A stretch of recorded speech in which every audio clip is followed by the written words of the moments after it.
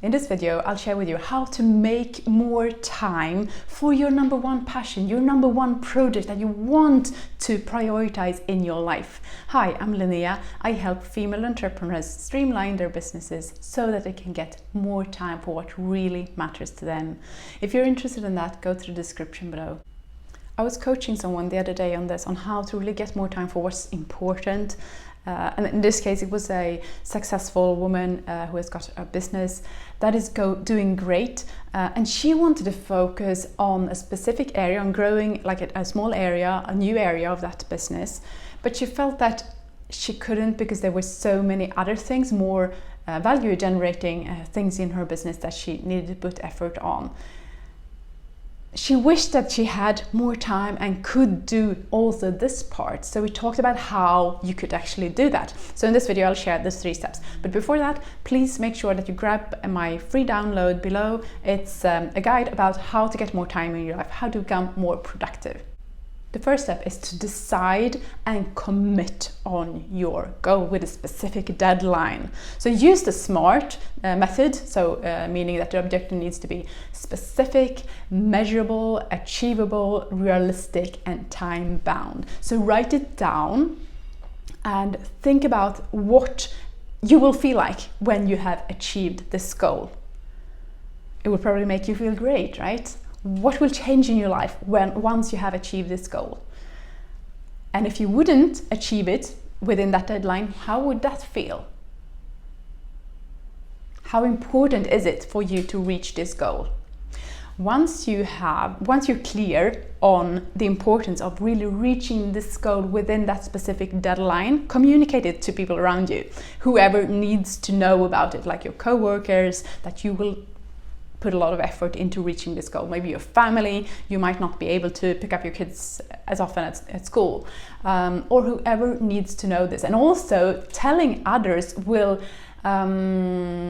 give you like an accountability partner. If you tell somebody else that you are to reach this goal, they will kind of keep you accountable for it, or it will feel even worse if you don't reach your goal.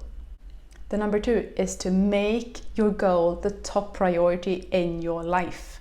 When I did my PhD or my coaching certification, or even when I started my YouTube channel, I really reorganized everything in my life around getting my quality time, when my brain works the best, to get that time for putting into my goal.